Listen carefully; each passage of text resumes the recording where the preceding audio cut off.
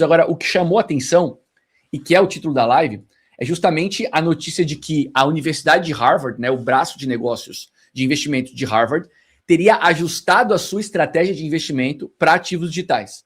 O que eles fizeram?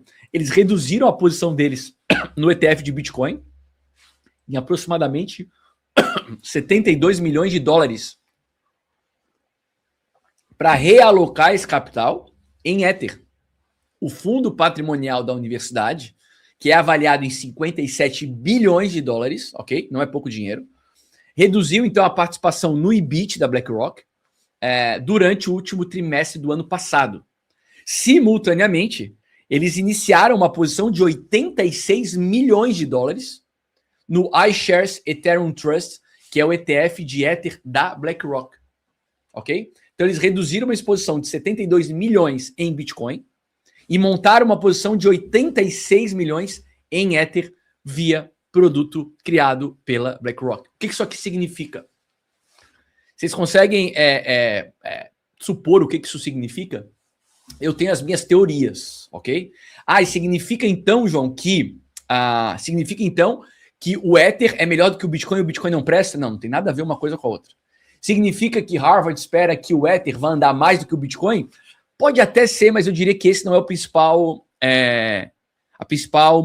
motivo para eles terem adicionado o Ether aos seus investimentos. Eu aposto muito, aqui sim na tese do Matt Hogan, que ele fala sobre quando você percebe uma indústria que tem potencial para crescer bastante, tu não tenta encontrar um cavalo vencedor.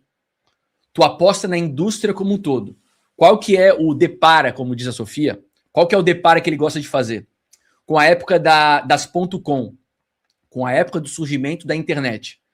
O que o Matt Hogan defende é que, na época da internet, aqueles que tentaram acertar cavalo vencedor se lascaram, porque muitas das primeiras empresas que surgiram e que até um determinado momento eram as empresas mais relevantes da internet, num determinado momento deixaram de ser. Né? Quem tem a minha idade, quem tem 40 anos mais, vai lembrar de algumas empresas que eram muito relevantes lá atrás e que hoje não são tão relevantes assim. Inclusive, a que está na tela, a Yahoo Finanças, era um buscador.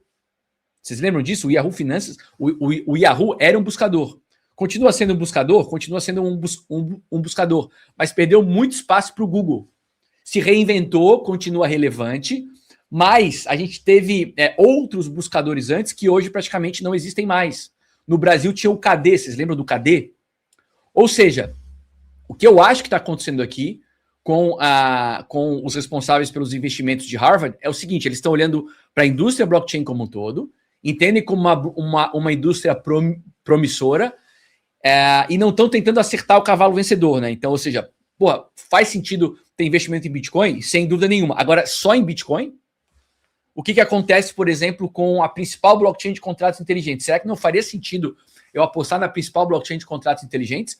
E seguindo essa lógica, faz sentido também aumentar a exposição à indústria cripto como um todo no futuro. Por que não? Por exemplo, colocar Solana, talvez colocar as principais ferramentas de infraestrutura para blockchain, como, por exemplo, uma Chainlink.